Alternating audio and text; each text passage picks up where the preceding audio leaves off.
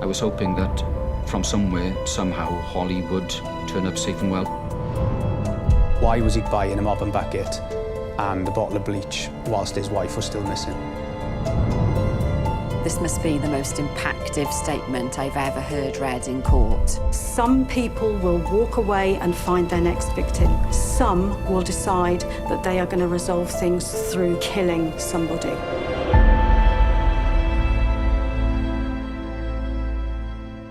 Good evening, guys. How's it going? Feeling very festive in my jumper, which look even sings. Holly was an outgoing character, had lots of friends around her. Going to the kids' Christmas play in a bit, so I've already got a bit of makeup on. I'm just gonna give it a bit of a refresh, really. The key thing that stood out for me was what a devoted mum she was. She was never too far away from her 3 children. They're enjoying the snow, can you see? It is definitely very snowy. She was a very beautiful inside and out person, just a breath of fresh air. She just loved life. And show you my splurge. I've only got the one because the kids destroyed them, painted themselves in them. On Sunday, 22nd of April, 2018, 4 months after she posted this message, Holly disappeared. 1 day later, she was reported missing to the police. Detective Superintendent Anthony Griffiths at Carmarthen Police Station in West Wales was asked to investigate. Holly's sister was concerned because she hadn't heard from Holly since the day before, the Sunday morning at around 10 o'clock. She was very close to her mum, to her sisters, so there's no real reason as to why Holly would choose to be missing for this length of time. Holly lived in mid-Wales, in the close-knit village of Knucklas, about 20 miles from Llandrindod, Wales. This community is a lovely community. Everybody is so friendly. You cannot walk into a shop or down the street, whether you're local or not, and not have somebody speak to you. Nobody had heard from Holly for over 24 hours, not even on social media, where she chatted to her family and friends. The silence was so out of character that Detective Superintendent Anthony Griffiths decided to act. I made a very quick decision to head up to Llandrindod Wells to set up an incident room and then to start to form a team around me. Something about this report just didn't feel right. It just didn't feel like a missing person report. Detective Superintendent Griffiths enlisted 2 family liaison officers, whose job was to provide the crucial link between Holly's family and the police. Detective Constables Katie Wilden and Alison Fletcher went to meet Holly's mum, Claire. It was clear that Holly had a very special bond with her mum. It was the mother and daughter relationship, but they were also best friends. The 2 of them loved to go horse riding, you know, taking care of the horses, and it was a passion for them to share. They would spend as much time at the stables as they could. It clearly was something that she had great pleasure in doing.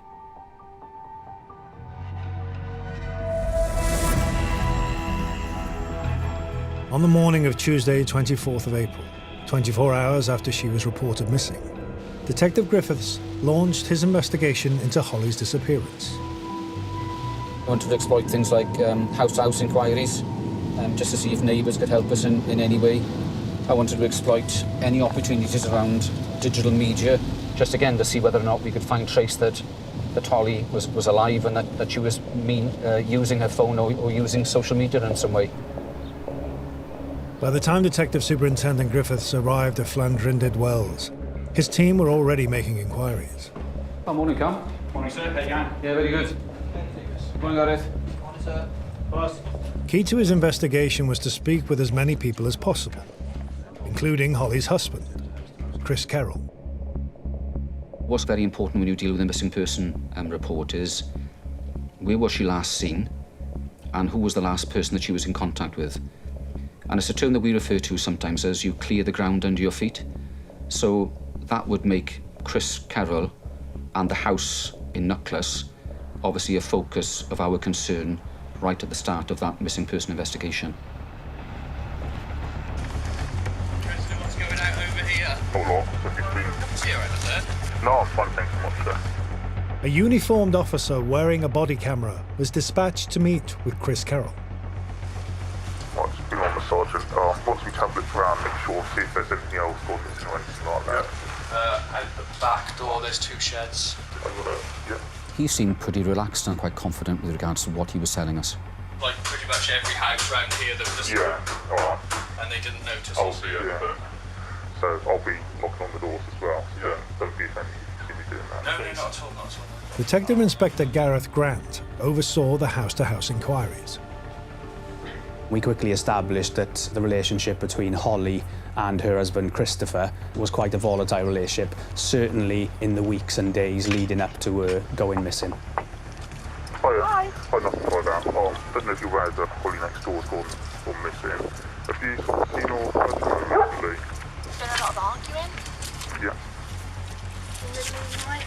It's regularly in the day normally, she's around. When questioned, Chris Carroll made no attempt to hide the fact that he and Holly had had their share of problems and rows. So Chris basically gave the story of Holly storming off, if you like, from the house after they'd had a disagreement on the Sunday morning. Holly had left the house with personal belongings and had taken a bag of clothes with her and stated to Chris that he could have the house, he would be looking after the children, and that she had had enough. Potentially lots of other things could have happened to Holly, because it's very unclear in those early stages as to the information that's available to you to give you an accurate sort of picture of events. If on that very rare chance you will contact me, I'll be straight in contact with you, don't worry. Yes, please, yeah. Maybe there was a possibility at that point that she had walked out of the family home and left it all behind to go and find a new life. What made it almost impossible to believe that was the children and how close she was to them. Hi, you got snow where you are? There's loads of snow here. No matter how unhappy she was, I always felt that if she wanted to go, she would have taken the children with her. By now, Holly had been gone for over 48 hours. Anthony and his team began to fear the worst. We were starting to get a picture that Holly wasn't safe and well, and she hadn't voluntarily chosen to be missing, and that some serious harm had befallen her. So yeah, that's your epic. So far we've had the foundation and the epic. I don't have the rose water. I really want it because it's brilliant for everything really. Like cleanses, tones, removes makeup. You can add it to your makeup brushes to make your eyeshadow more intense. You can use it to fix your makeup. Holly had moved to Knucklas in early 2018 with her husband Chris and their 3 young children. To make extra money, Holly sold cosmetics online. Obviously this stuff, it is buildable, so you can, if you need even more coverage, you can keep building on the coverage. Holly was often changing her hair colour, her makeup style, and it was clear to see that she definitely had a talent and a passion for makeup. Okay, so you can see that 5 dots on there. Not a lot. Let's see if we can sort this face out, shall we? Oh, she had a look for every day, a look for every occasion. She'd have a purple day or a pink day or a going to the Oscars day. You know, she always made it fun. She was a good businesswoman. She knew how to run the business well, and it was her way, I think, of getting a career. Now she'd had her children, and the children were starting to grow up, and she could have a little bit of space to herself. Holly disappeared on Sunday, 22nd of April.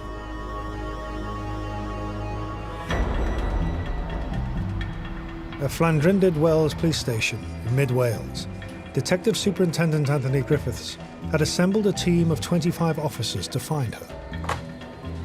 Right, that's that sorted the plan as well around the fast tracking for forensics. Okay, that's good. They focused on Holly's last known movements in the hours leading up to her disappearance. The door-to-door team had gathered interesting information about a domestic disturbance between Holly and her husband Chris that took place the day before her disappearance. We certainly discovered that Christopher could get angry. On the Saturday afternoon, there was clearly an argument in the street between Christopher and Holly. That involved him trying to drive over her mobile phone. That argument sort of continued back into the house, and later that Saturday evening, neighbours will tell us that they heard quite a lot of shouting and screaming between both Christopher and Holly. Holly's text messages would later reveal to the police a history of control by her husband, Chris Kerrell. There was controlling and coercive behaviour by Chris towards Holly. At some point that weekend, he'd broken her car keys to prevent her from using her car. What coercive control is trying to achieve is to trap someone in a relationship. They can do that in a huge number of ways. They might be violent and frighten the person into staying. They may take away all their money. They may take away their confidence. They may sexually abuse someone. There's lots of ways that you can control someone. But if you think that the end game is a hostage situation, you know what coercive control is. Holly had been trying to break from Chris for some time, but he'd always refused to leave. At one point, threatening to kill himself, which he said in front of the children.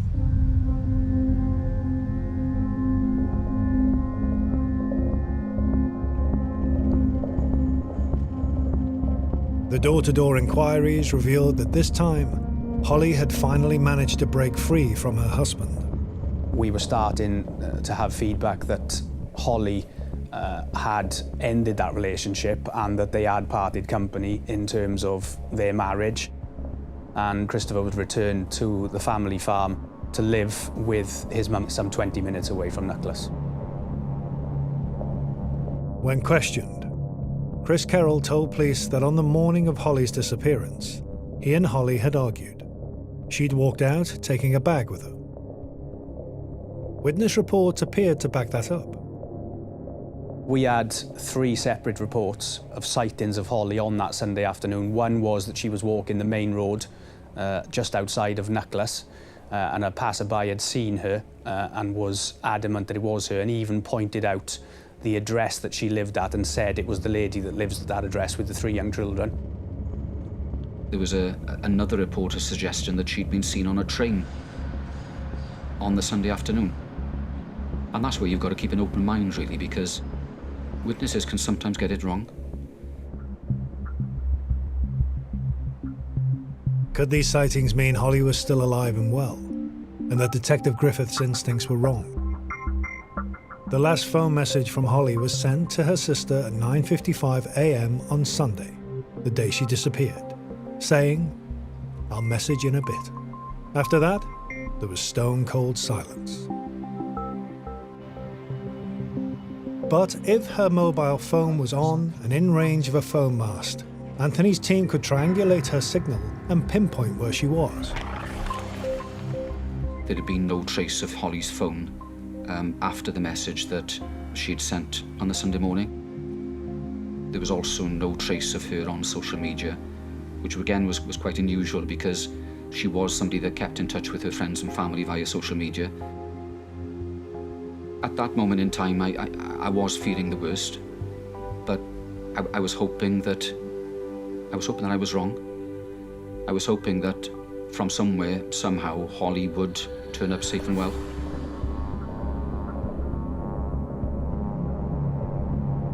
Where was Hollie Carroll? Had she simply left to start a new life? Or were Anthony's worst fears about to be proved right? I knew the minute that Chris said that she'd gone and left her children that was not true, because she would never, ever have left her children. 1, 2, 3, and 4. As well as the phone and social media checks, the police ran financial checks to see if Holly had used her bank cards after her disappearance. It was then that a breakthrough emerged. The financial team came back to us and said the cards had been used at 2 separate supermarkets. The bank cards had been used on Monday 23rd of April, the day after Holly's disappearance, at 2 supermarkets in town. Both supermarkets had in-store CCTV, so police could see exactly who had used them. At that point, I was hoping it would be Holly. It would confirm that she was still alive at that time and that she had just walked away from the family home. Could this be the first sighting of Holly since she disappeared? It wasn't Holly, it was Chris. But more importantly than that, what we found was that Chris was buying certain items on the Monday afternoon, which then became concerning for us. We bought some bleach and some refuse sacks.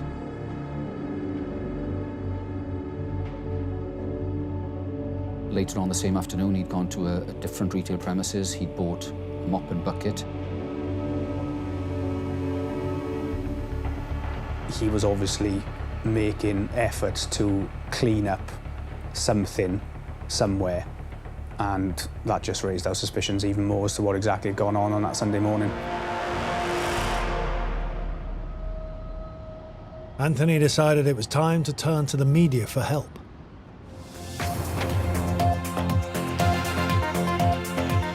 Police are continuing to search for Hollie Kerrell, who was last seen on Sunday. Well, Caris Knockley is in our newsroom. Caris, what more do we know? Thanks, Lucy. Well, 28-year-old Hollie Carroll was last seen at her home in Knighton on Sunday, the 22nd of April, at around 10 a.m. No one has heard from her since. Now, Dyfed-Powys police have been searching for Hollie, and they've set up an incident. A member of the public who was working at a local school came to us, and she reported that she'd seen Chris Kerrell the day before on the Monday afternoon, and that he'd visited the school grounds where a clothing bank was kept. The witness told police Chris Kerrell had put several bags of clothes into the clothing bank. So the fact that he was depositing clothing into a clothing bank suggested the possibility that he may be actually getting rid of some of Holly's clothes to make it look as if she had taken those with her. It's important that we get that nailed today, really. Yeah. All of the lines of inquiry we were carrying out were, if you like, ringing alarm bells. The fact that the phone hadn't been used, she hadn't been on social media, Chris Kerrell being cited by the clothing bin, putting clothes in there. We had the sighting of him on the Monday afternoon, buying cleaning products. All of those factors taken together took me to a point where I'd reached that tipping point, where I'd made a decision that this was no longer a missing person investigation, this was in fact a murder investigation. Chris Kerrell's story just wasn't adding up. 2 days after Holly's disappearance, police asked him to come to the station to make another statement. When he arrived, he was in for a nasty surprise.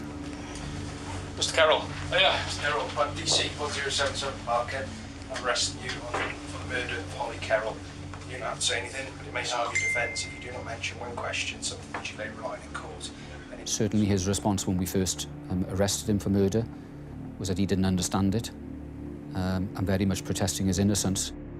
Everything will be explained to you. Do you understand the arrest? I understand the arrest, but yeah, but that's about it. I don't understand why or what or... Okay. But I believed at that moment in time, Holly was dead, she'd been murdered, and Chris Kerrell was responsible for it. Chris Kerrell was taken into custody to be interviewed by specialist officers in the presence of a solicitor. My first question to you then is, tell us where Holly is. If I knew that, do you think I'd be sat here? Okay. Are you responsible for the murder of Holly? No. Okay.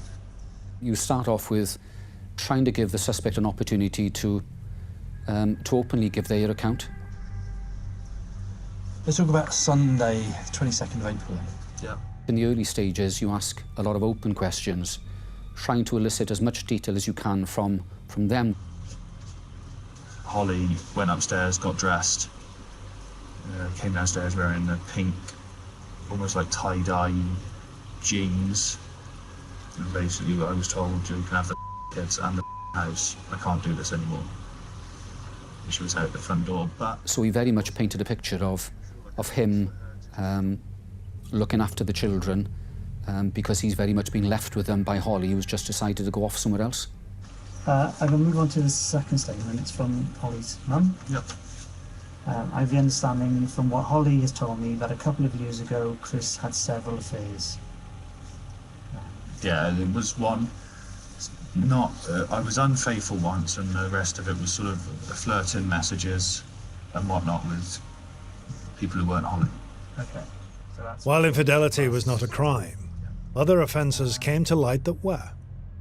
Chris Kerrell did have previous criminal history with regards to sexual offences committed against a young female. He also had theft and fraud offences. But it was one other previous offence which grabbed the attention of Detective Griffiths. There was a previous report of a domestic incident, a domestic abuse incident involving a past partner. I always used to say to her that I'd never raise my hand to her. I never would raise my hand to her. She always used to turn around to me and say, yes, but there's always the first time, there's always a chance. If you've got a person within a relationship and possibly they've used or threatened serious violence, they've displayed controlling or coercive behaviour, a reluctance to accept a relationship being over, all of those things should be seen as increased risk factors and an increased risk to serious violence being used. The police put to Chris Carroll claims from witnesses that he had been abusive to Holly in the past. She says that Holly tried to end a relationship with Chris about a year ago. Yep. And she also tried it again more recently. She says, though, when this happens, he refuses to leave the house. Yeah, pretty much true. But I did go in the end. I went to my mum's. The most dangerous point for a woman who's being coercively controlled is at the point that relationship is breaking up. And the reason for that is the person controlling them has just lost all of their control. Where there is a history of coercive control, where there has been some level of violence, maybe not serious, and where there is then a separation, the risk of homicide rises by about 900%.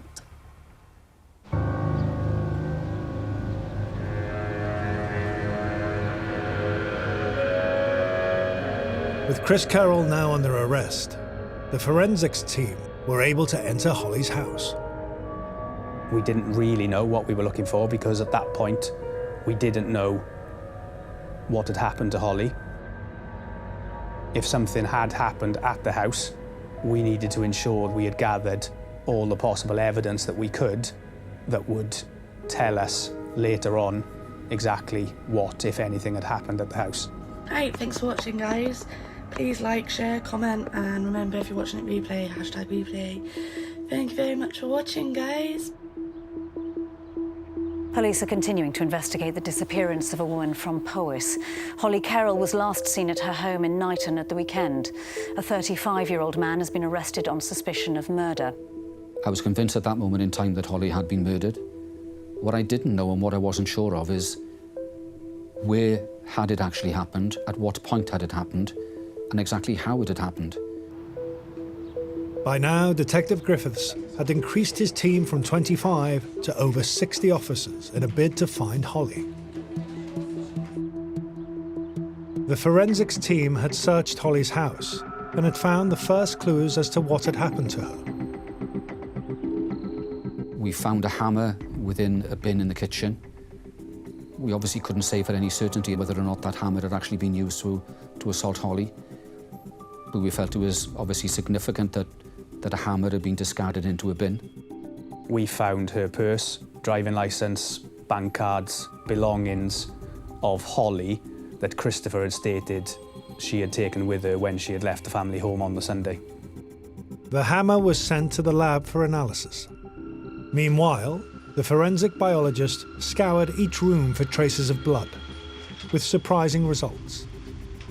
He couldn't find any trace of any blood within Holly's home. And that really was a little bit of a setback insofar as that we felt that if Holly had been assaulted with a hammer, then there was every likelihood that there would have been blood at the scene of that assault. Which then sort of starts to make you think, well, has the murder actually happened within the house or not? But I was still sure that we were on the right track with regards to Holly has been murdered and Chris was responsible for it. Had Detective Griffiths got it wrong? Was Chris Carroll innocent of the murder he'd been arrested for? The custody clock was ticking. To prove Chris Carroll was guilty, they needed to find Holly. The only way to do this was to track his movements on Sunday, 22nd of April, minute by minute.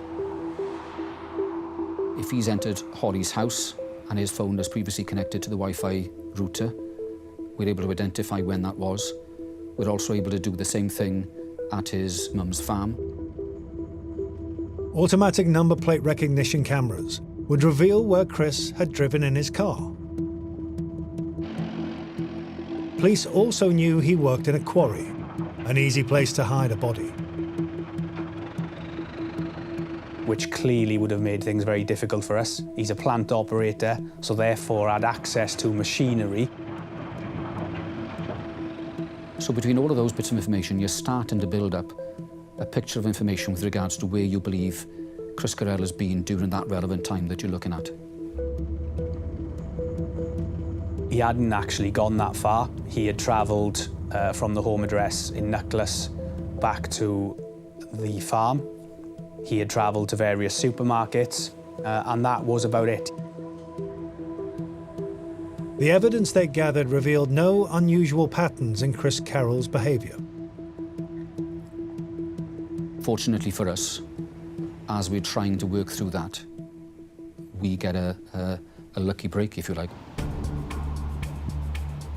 On the Wednesday morning, 3 days after Holly went missing, Anthony's media appeal paid off. It was the most significant piece of information that we received throughout the investigation. A member of the public contacted us to report that she had seen Chris in quite an isolated location. I could see a person striding up the boundary side of the meadow. He was doing big strides. He was looking down and looking purposeful. They knew this was the crucial breakthrough they'd been looking for, especially when they discovered who owned the land. It was a field that belonged to Christopher's family, so he had rights and access to it. And there was no house within hundreds and hundreds of yards. I said, "What are you up to?" As I glanced towards the fence. He said something like the dog had died, or he had buried the dog. He was quite nice, didn't seem agitated. Now that was a significant piece of information to us because straight away that suggested to us, is this where he's hidden Holly's body?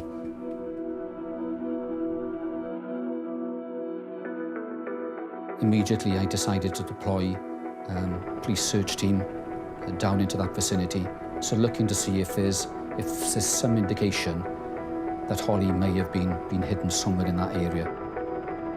So the first thing they found was track marks. So it was obvious that some form of machinery had been on that land in the days previous. And a decision was made then to very carefully search that area and to start to dig. For the next 2 hours, police meticulously removed the soil. The excavation was a very careful process because you want to make sure that you don't disturb any forensic opportunities that you would have. So it is by hand, it is slow, it is painstaking, and after a matter of a couple of hours, the search team then began to uncover like a black plastic sheeting.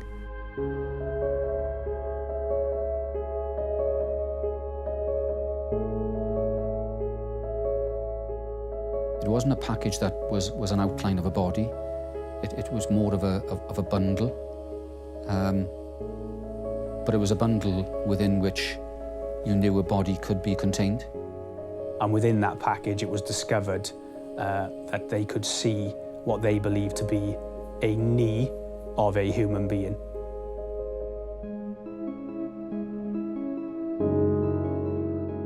We then took the whole package as it was down to the mortuary, which is in Cardiff, for the pathologist to carry out an examination to start to determine exactly what we did have.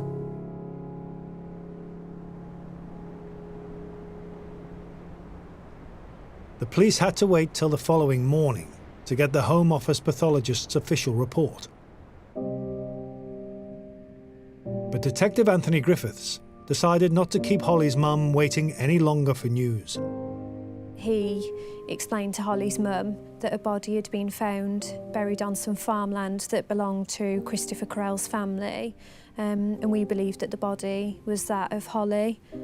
Holly's mum was always very willing to sit and listen to what we had to tell her. Clearly devastated as you would be. The pathologist's report would confirm what Anthony already knew, but also something he didn't: how Holly died. The pathologist with our forensic team started to unwrap this plastic sheeting, which revealed some duvet covers, children's duvet covers. Within and underneath the Thomas the Tank bedding, we discovered the body of Holly that had been further wrapped with, or bound together into the fetal position with ratchet straps. The pathologist was then able to identify to us that she had received a severe blow to the back of her head, a blow to the head by a hammer, the hammer that we'd located in the bin in the kitchen. But also that there was injuries around the throat and the neck, consistent with strangulation. It was relief that we have located the body, but that's met with a lot of sadness that such a young mother of 3 children had come to such a violent death. A range of emotions, really, in terms of sadness that this is Holly and she's been murdered and here she is. And also the fact that we found Holly, now we can hold him to account to exactly what he has done.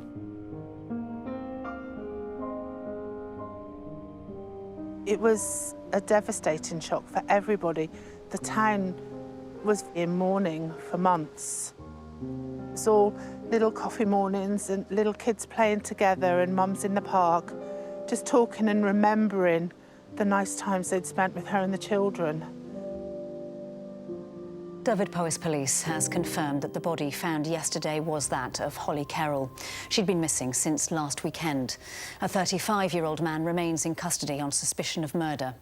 Hollie's family has paid tribute to her, saying she lit up every room she was in and there was never a dull moment when Hollie was around. They say she'll be missed terribly. Police started to ramp up the pressure on Chris Kerrell, showing him pictures of Holly's body in the hope he'd confess. Okay.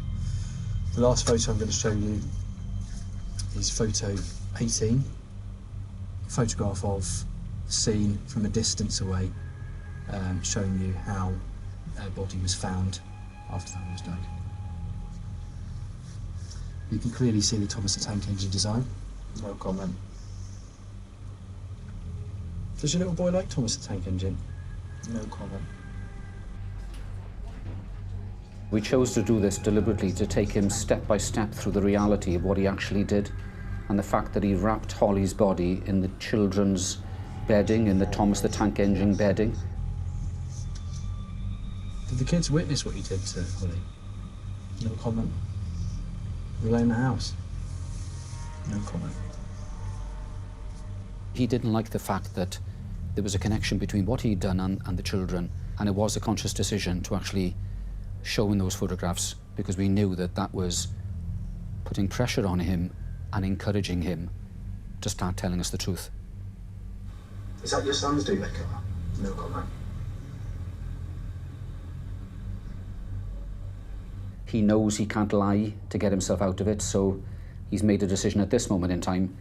It's better to say nothing at all, so I'm going to go no comment, because if I carry on talking to them, it's going to be obvious that I'm carrying on lying, so I'm just not going to say any comment whatsoever. So this is the tactic he's now switched to.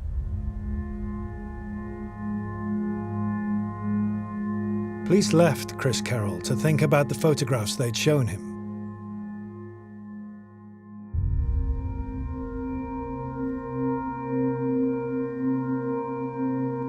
The following morning, 6 days after Holly's disappearance, Chris Carroll revealed the truth. I was led to believe that you may wish to speak to me about something. Yeah. Is there anything you want to say? All right? Yeah. Yeah. I'm gonna... Whatever happened yesterday with the no comments, Yeah. I'm holding my hands up now. I'm admitting that I murdered Hollie Kerrell. I think the whole team at that point felt a sense of relief. But I remember being in the incident room in Llandrindod Wells and saying, look, let's see exactly what he says, because this may not be the end of it. Thank you very much for your honesty, Chris. Let's start from the beginning then, shall we? Yeah. He told us in great detail that he had gone to the house. They had argued. She was stood in front of me making tea, and I was stood by the side. The hammer was there. He had seen a hammer on the kitchen side, and while she was making the tea, he had struck her over the head. She had gone to the ground, and then that he had got on top of her and strangled her. I can't tell you if I hit her with the hammer again. I can't remember. A lot of it is blank. Certain elements of what he was telling us were true, but not everything. The critical evidence exposing Chris Carroll's lie, that the hammer was already in the kitchen, came from Holly herself. Shortly before she was killed on Sunday morning, Holly had been messaging her sister. Her penultimate message read, "He just been in shed and got a hammer." Holly's sister replied, "Ring the police now." Holly simply messaged back to her sister, "I'll message in a bit." And that was the last contact that her sister had had from Holly. I believe, in my opinion, that he had an intention that morning to kill Holly, and that within minutes of getting there, he went to the shed to get the hammer and came back into the house with the intention of killing her, which is exactly what he did. Where were the kids at this time? Outside playing.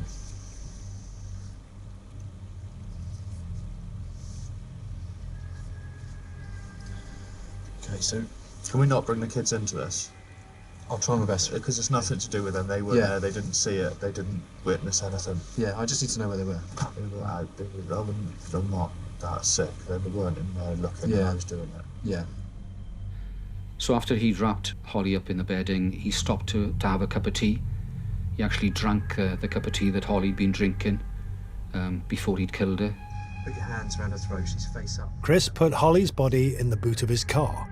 He then made the lunch for the children, and some hours later placed the children in his car along with the body of his wife and drove to the farm of his mum, where he was at that time living. When he got to the farm, he took Holly's body out from the boot of the car. He wrapped her in some of the black plastic silage wrapping that was at the farm. He put her into the scoop of the tractor, and then he drove the tractor from the farm with Holly in the bucket about a mile or so and down into a field which was part of their farm. He then proceeded to dig a shallow grave. He put Holly's body into that grave. He then left the farm and returned home with the children and spent the Sunday night at home with the children.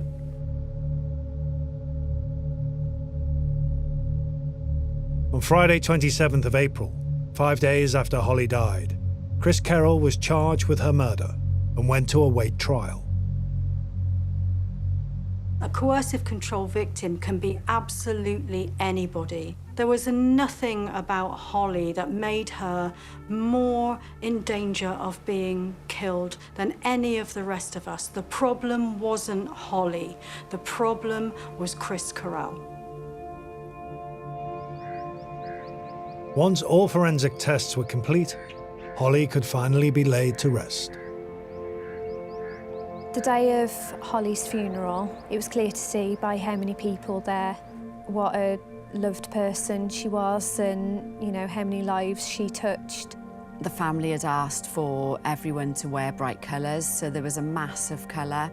I think it felt important for us to be there on that day because we knew how important it was to Holly's mum. I know that some people travelled from abroad to come to the funeral as well, so it was a real privilege to be part of that day.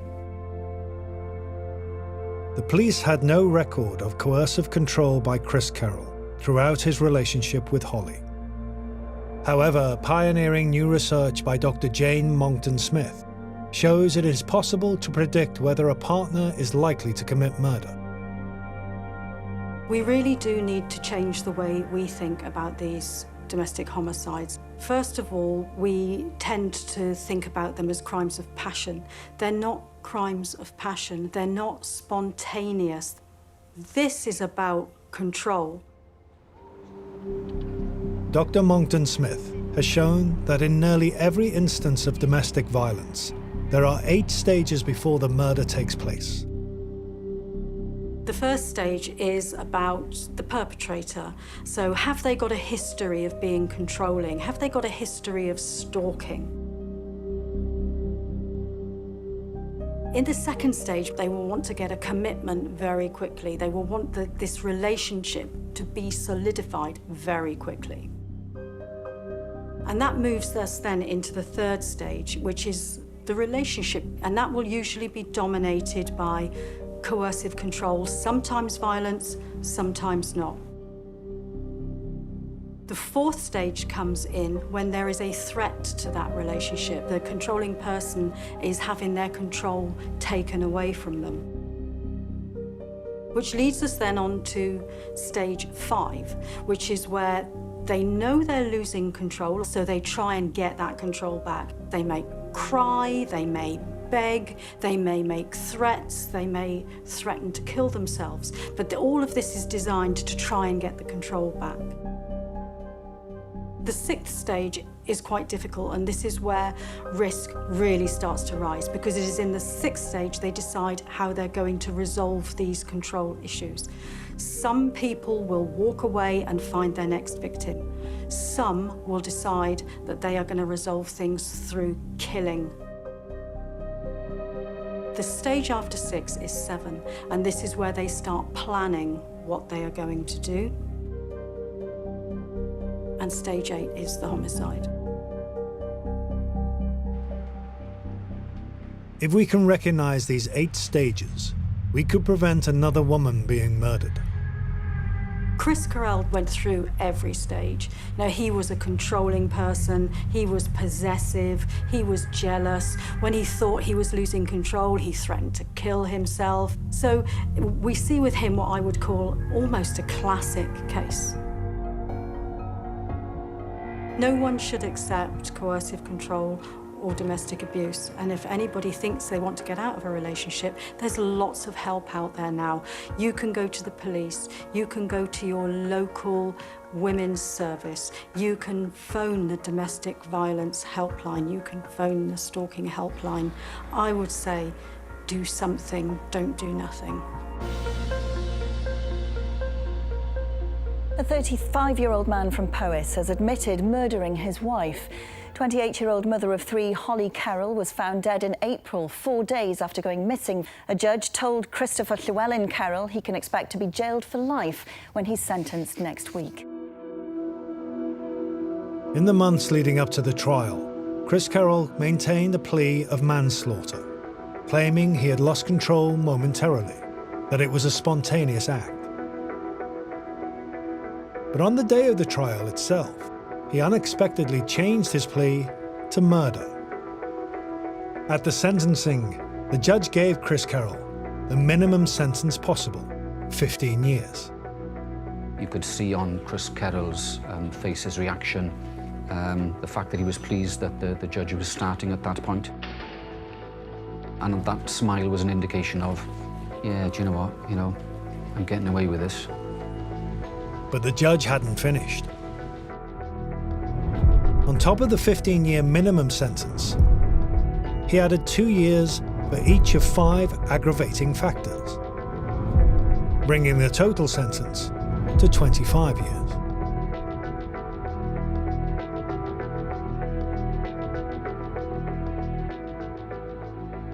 I must say at that point we were satisfied with the length of sentence that Chris was given. Chris Kerrell's reaction really was, it changed then to showing no real emotion at all, nothing whatsoever, which I think is a sign really of how detached and emotionless he was with regards to what he'd done. In court, Holly's mum read out a victim personal statement, the chance to tell Chris Carroll the impact his actions had had. Because of you, I could not look at my beautiful daughter's face one last time. All I could do to say goodbye was hold and kiss her hand in the morgue of a hospital while she lay otherwise completely covered under a blanket. You did that. Because of you, I had to tell 3 frightened and confused children that their mummy was dead.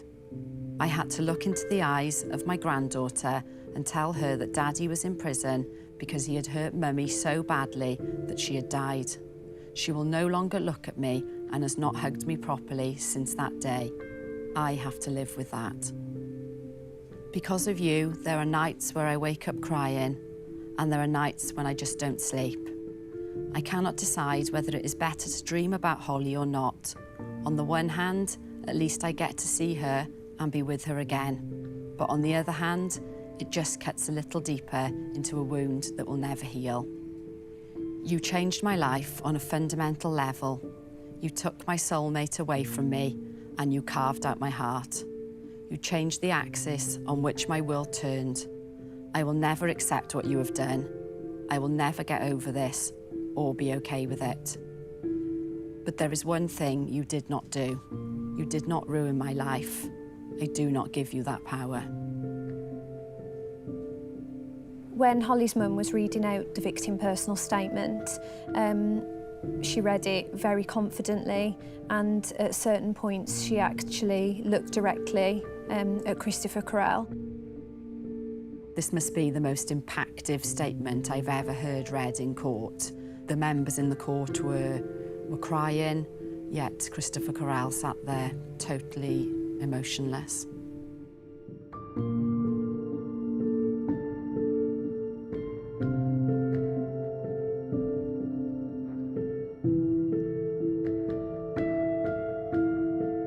Chris Kerrell deserves everything that he got. I don't want to think about Chris Carroll. I don't want to hear his name. I don't want to know anything about him. Holly was another woman that had her life taken away from her in a domestic setting. It's not acceptable in terms of the level of violence by men against women, and more needs to be done in order to address the level of domestic abuse. The community, I don't think, will ever forget her because of the sunshine that just came from her, and she brought a lighter time to all of us. No, she'll never be forgotten. See you later. Bye.